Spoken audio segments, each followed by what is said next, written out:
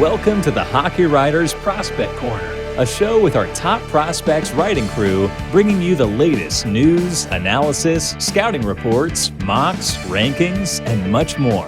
From the World Juniors to the NHL Draft floor, from the farm to the NHL, our team covers everything that happens in the world of prospects. So sit back, grab a notebook, and get ready for Prospect Corner.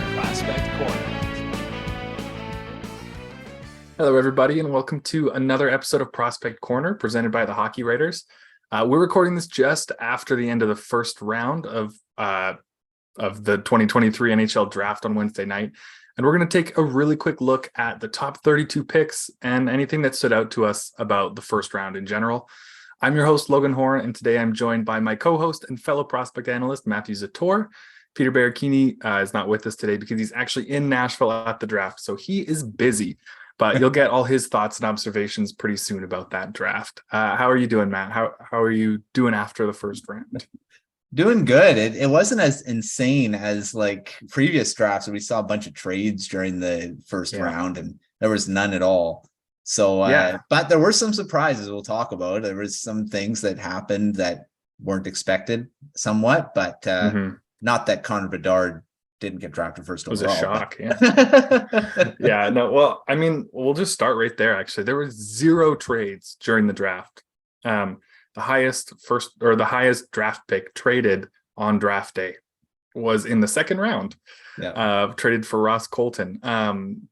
So that was strange. There was, I feel like, more noise than normal about first rounders moving this year, and we get 0 trades.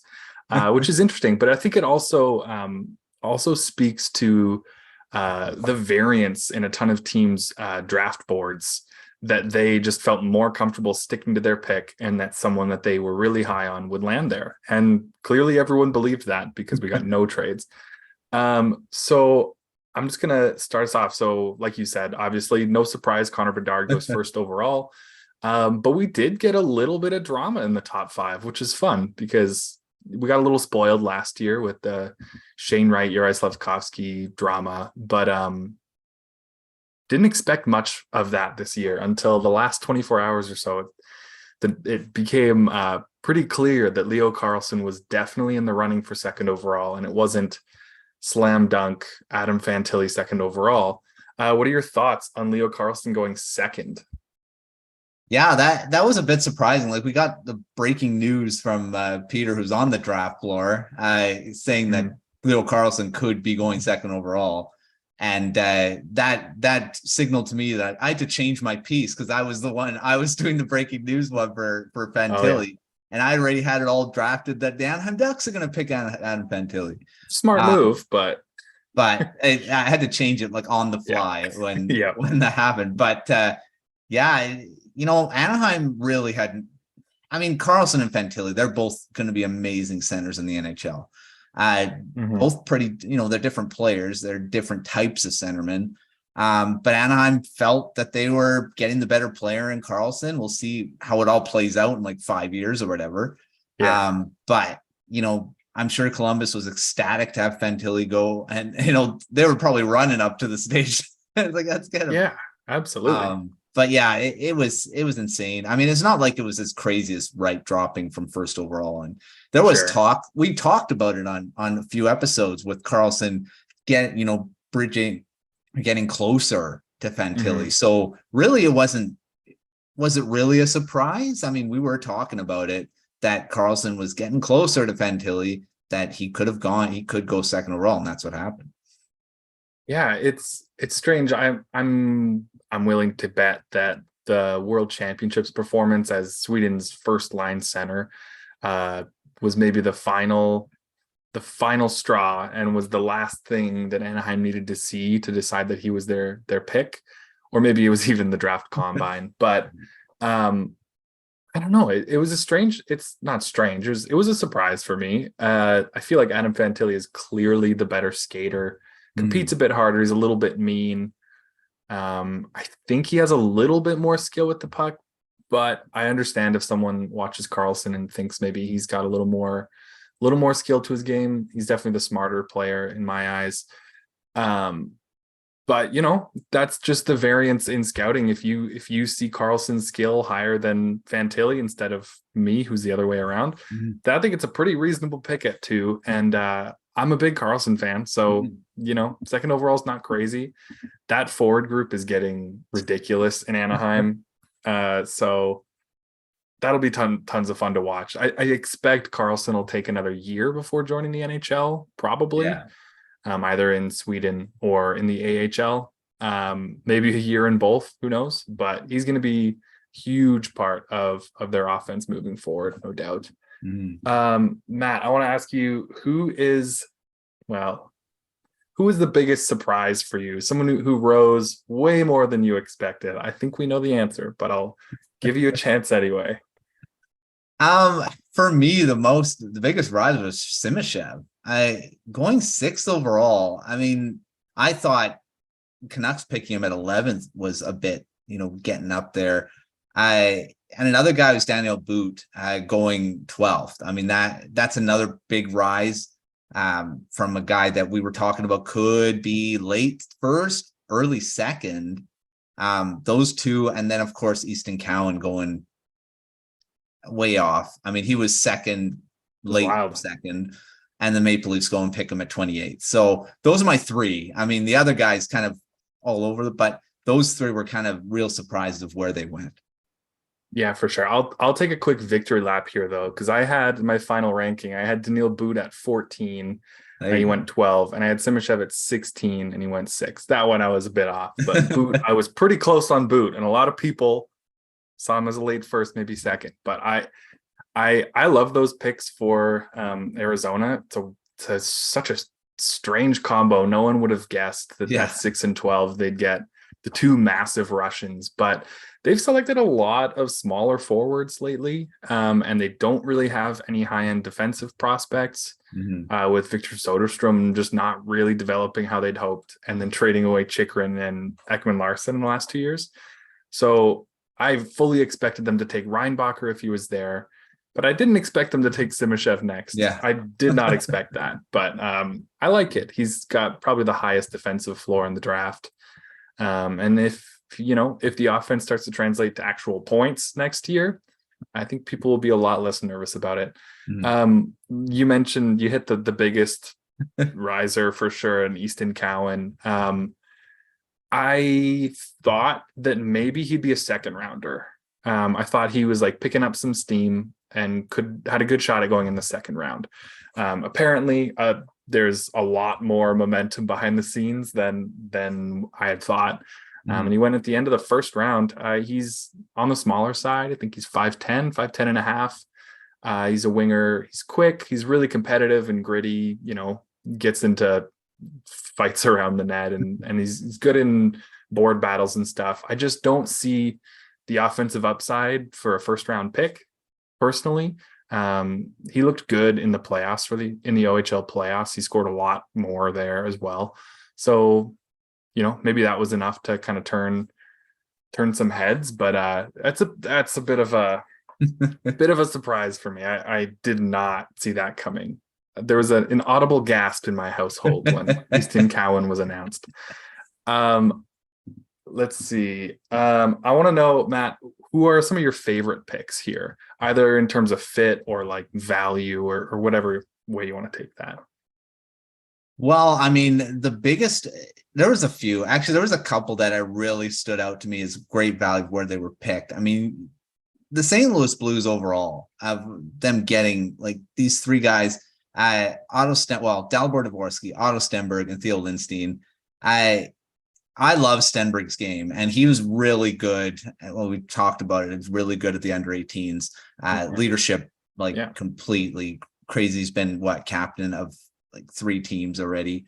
And he's going to bring a lot to the Blues in the future. And the same thing with Lindstein, who has been rising a lot lately as well. And maybe a bit of a surprise going in the first round, but maybe not. He was early second on a lot of boards, and then kind of sneaks in right at the end there to the Blues. And then Dalibor Dvorsky. I mean, what more can you say about him? I mean, we've talked about him a lot in this show. Really rose up 10th overall, getting picked by the Blues as well. And those 3 guys really fit, I think, for their future. We all know they traded away a lot of their veterans at the trade deadline, and arguably they've now replaced two of them with the two centermen that they picked. Dalibor Dvorsky could be a type, maybe not as good defensively as Ryan O'Reilly, but as big as a guy, right? So, those three guys for the Blues really fit for me. And then, Zach Benson going to the Buffalo Sabres at 13th overall. Like, what more can the Sabres get for skill? I mean, you already get the Matthew Savoy last year. They had Yuri Kulik, and now they've got Zach Benson in the system now too. Like, just if they're not one of the most skilled, most exciting teams in the next few years, there's something wrong. So, I mean, Benson going there was really good. And I think it really, again, fits for what they're doing in the future. Very skilled, very exciting team. So, I mean, yeah, those three, those ones for sure. And there's a few more I can probably say, but those ones really stick out. Yeah, I'd say the Benson one is top of mind for me as well. It just feels like they're like 2 or 3 years away from just rolling 4 like all-star caliber lines, or 4 top 6 lines. Like, genuinely, they have so much forward talent. Obviously, they have a ton of talent on the left side of defense as well. Was thinking maybe they'd go for someone like Axel, Sandin, Pellikka here, just because they do need some help on the right side. But if Zach Benson's on the board and you're one of the teams that's not terrified of taking him because he's a little short, that's a brilliant move. And I think it's going to pay off for them big time. Some other ones here. Let me see. I like Axel Sandin Pellikka at 17 for Detroit. That seems like good value. Some people have talked about him being like in play at 9th overall for Detroit over the last month or two. And I always thought that was a little rich for me, but 17 is great. And personally, as any regular listener of the show knows, I'm a big Nate Danielson fan. So getting him at 9 for Detroit isn't amazing value, because that's kind of the range I expected him to be in, but I think he's going to be a really good, probably second line center quality guy. Let's see, another pick I like here. I love Bradley Nadeau. So getting him at 30 for Carolina is wicked. He's a total Carolina type, really fast, competes hard, little undersized, little underappreciated. Boom, Carolina Hurricanes. But he's got a wicked shot. He's going to the University of Maine next year. I think he'll be a fun one to watch. And one last one. I'm going to go with Ryan Leonard at 8th overall to Washington. Kind of felt like he was sneaking up into the 5, 6, 7 range. So getting him at 8 is pretty sweet. Obviously, they were probably a little disappointed they didn't get Michkov, him getting snagged at pick before by the Flyers. But Ryan Leonard is going to be a great player for them. I can't wait to see him out on the ice with Ovi, maybe not at the same time, but take some tips on those one-timers maybe, and crash around the net and get some rebounds, I'm sure, on the power play in a couple of years. That's a really fun one. I like that a lot. I want to throw out one more. Oliver Moore to the Chicago Blackhawks. I mean, they already had Connor Bedard, and Moore now too. Like, they have 2 top centers for the next decade or so. I will say, like, I really like that pick too. I think it makes a lot of sense. But now they have just taken, I guess I'm not 100% sure how tall Frank Nazar is, but I believe in the last year they've taken 3 sub 6-foot centermen in the first round. I would be shocked if all 3 of them stick at center in the NHL. That's not the worst thing in the world because they're all incredibly talented players, and I'm a big fan. Obviously Bedard's gonna have every chance in the world to be the first line center for Chicago. But if he's on the wing for Oliver Moore in a couple of years, that's not so bad. Well, I mean, that would mean that Oliver Moore is a first line caliber center, which some people think, and I think it's possible. But super fun pick for them. I agree with you there. Let me see. Who are some picks that you just didn't love? Maybe not like crazy off the board, but just when you were like, I would not have taken him there. Because one sticks out to me right away, and that's Charlie Stramel. Love the player, but 21st overall was about 10 picks earlier than I expected him to go. I know he came into the year as like maybe a top 10 projected pick. Big physical centerman. who had shown offense with the NTDP, but this year in the NCAA was tough. I know his team was really bad, but he did not show a lot offensively. So I don't see top 6 potential there. I know Minnesota is in desperate need of centerman, but that felt like a bit of a reach to me. What about you? Any reaches? Well, yeah, Stramel was one that kind of stuck out. I mean, I thought he would go in the first round, but not until like later on. But I did say that a team is going to pick him because of his size and the fact that he is the type of playoff type player, and looks like Minnesota, thinks that. So it's not totally surprised to me that a team like that would pick him, because I think he does fits what Minnesota likes and to see in their players. And I think Stramel was a good fit for them, maybe a little high at 21, but we'll see what happens with him. I think that was really the only one. I mean, other than Easton Cowan going at 28, I mean, not saying there's anything bad about him as a player, but going off the board from a lot of rankings didn't even have him near the first round. So but to the credit, he's playing for the London Knights in their backyard. They probably have scouts galore always watching the London Knights. So I'm sure they know more about him than we do. So it's like, it's probably safe to say that. So, I mean, maybe they just saw a lot more than but we'll see. We'll see in the next bunch of years if he does end up panning out. Other than that, I think, a lot of the players that went really kind of fit with the teams, and like Simashev may have gone a bit high, but I wasn't going like, oh my gosh, why did he go? It makes sense for the team that picked him. So, I mean, it's not like, this is a horrible pick. Why the heck did they pick him at 6? They obviously thought he's the best defenseman or second best defenseman in this draft. And that's where they picked him. And kudos to you, though, for Reinbacher going at 5, because I know in our mock draft, there was a lot of comments about Reinbacher going at 5 to the Montreal Canadiens. Well, obviously they think he's as good. So yeah, I got roasted pretty hard in the comments of our mock draft with just a couple weeks ago for having Reinbacher at 5. But I told you, I'm not too good to say I told you so. I mean, Montreal has some really great young defensemen: Lane Hudson, Caden Gooley, Xhekaj, if you think he's like a long-term NHL solution. They needed a high-end right shot guy. He's clearly the best of those, in my opinion, in this draft, Reinbacher. And I think he has a lot more offensive potential than people give him credit for. I mean, he scored at a similar rate to David Jiricek and Simon Nemec last year. Well, he scored it this year. They scored it last year. And they went 2nd overall Nemec and 6th overall for Jiricek. I think he's really in a similar range to them. I think he's better defensively than both of them. And on a similar level offensively. I think he could be a legit number 1 defender, probably a top pairing guy, almost certainly in my eyes, and then definitely a second pairing guy.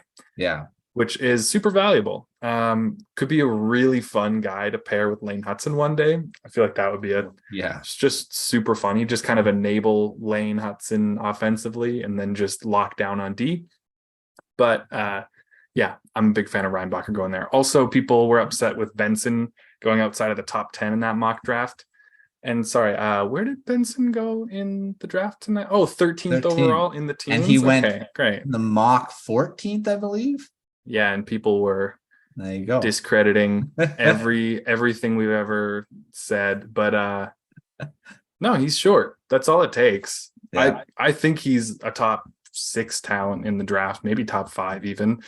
But he's short, so you fall in the draft. Sorry, unfortunately, kind of how it goes. Cole Caulfield. I mean, it's similar.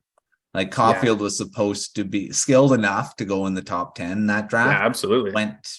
He went in the teens as well. So yeah, it's just NHL teams when they're drafting this high are picturing the player they take in a very specific spot on their depth chart, and a lot of teams have a lot of difficulty projecting someone who's 5'10" into their lineup. That's just the truth of it, and I don't see it changing anytime soon.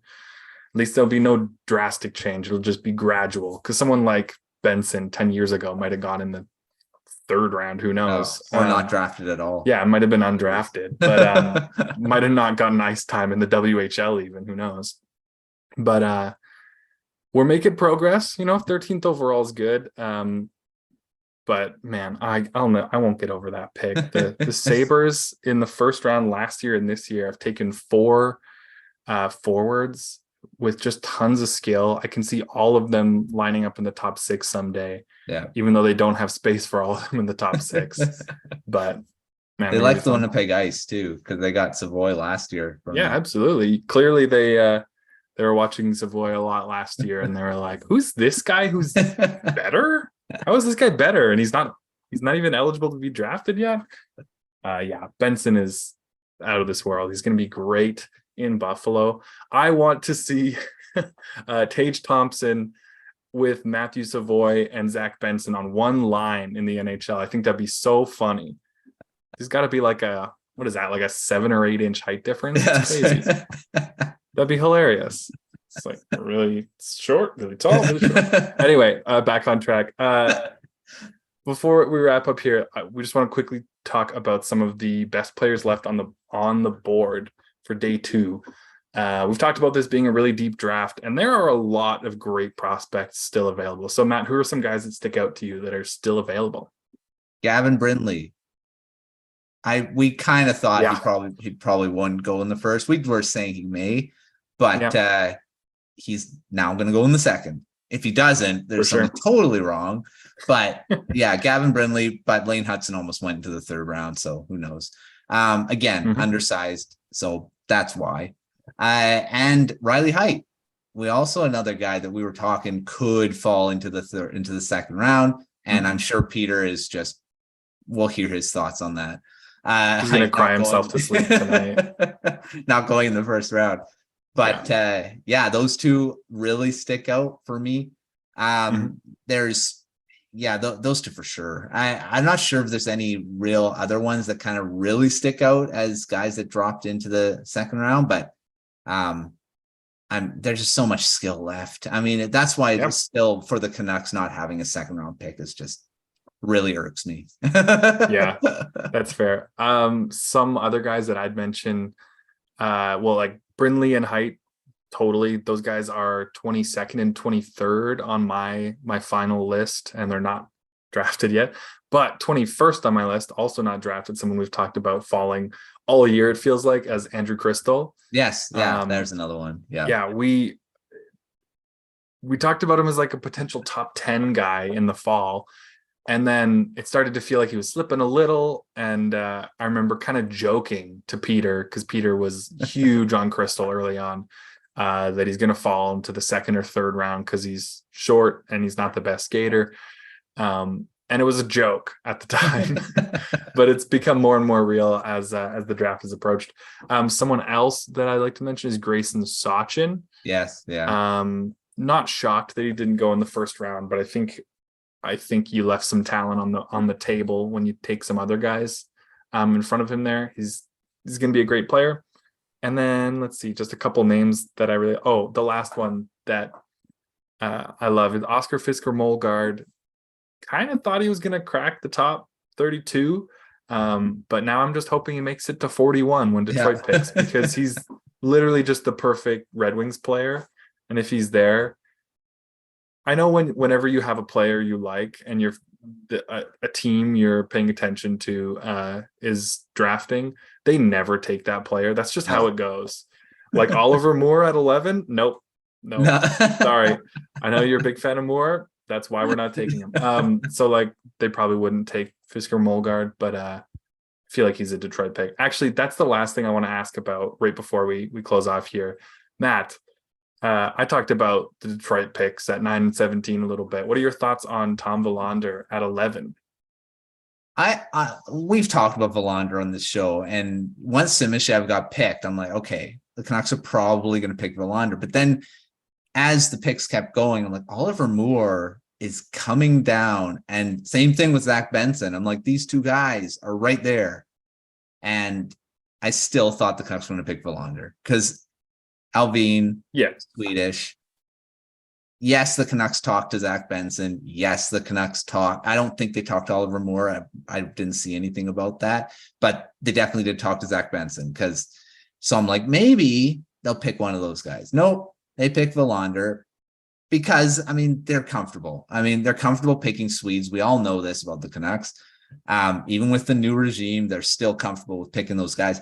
And I'm not saying it's a bad pick because Willander's a great defenseman. We've talked about him being one. I even wrote about him in one, I can't remember where. I've written a few things, but that he does fit what the Canucks need.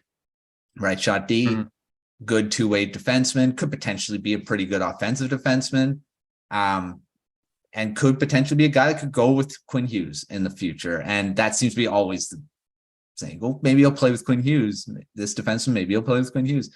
I think Willander has that potential, but just this small part of me is thinking 5 years down the road, it's going to be another Juolevi situation. You're going to see guys like Zach Benson, Oliver Moore, Matthew Wood, Samuel Honzek, those guys tearing up the NHL, and Willander's struggling to be a top 4 defenseman or even in the NHL at all. I'm not saying that's going to happen, so don't freak out. Canucks fans are watching this, but I just have this. It's just always in the back of the mind because of what happened with Juolevi at that time. So, yeah, I like the pick.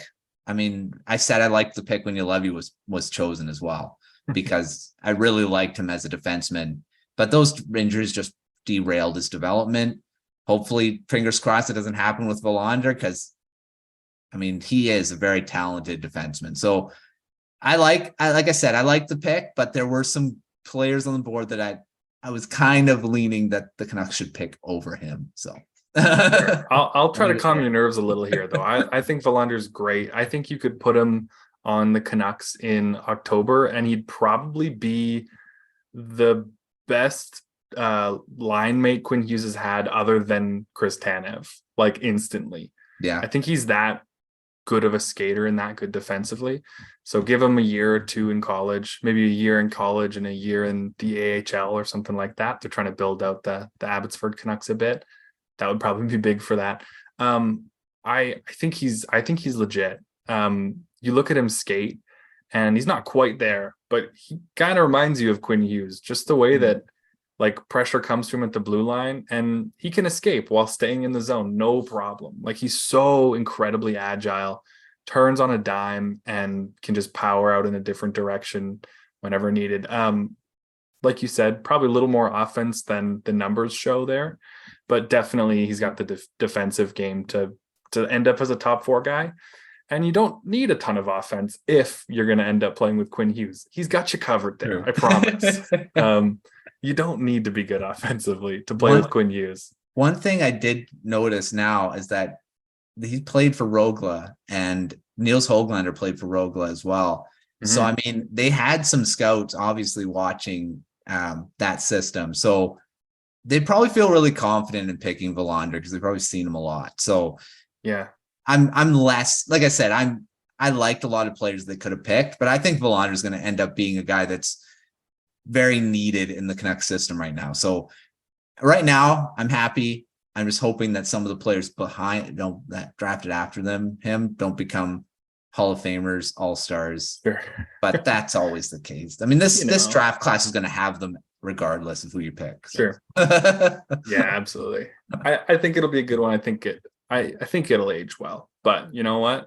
Someone will take that clip and they'll show me that it didn't age well in a decade or something like that. Who knows?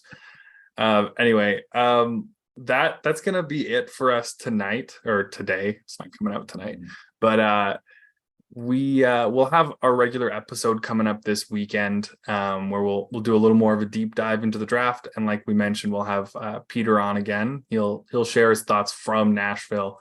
And also we'll get to chat about all the rest of the rounds. We get to talk about how far Andrew Crystal, Gavin Brindley fell and stuff like that, where the goalies started going. We didn't see any goalies. Maybe we get some more trades. Who knows? Lots more to come in the NHL draft and lots more to come from us at the Hockey Writers, both on our YouTube channel here, which you should subscribe to make sure you get all the rest of our episodes here, and on thehockeywriters.com, where we have tons and tons of live draft coverage. We've got a live tracker with every single pick, just moments after it's made. plenty of news stories and lots of writers breaking down picks and picks for those teams shortly after. So please make sure you check that out. Thank you for joining me here, Matt, and thank you everyone for watching this impromptu day one, round one draft edition of Prospect Corner. We'll see you all next time.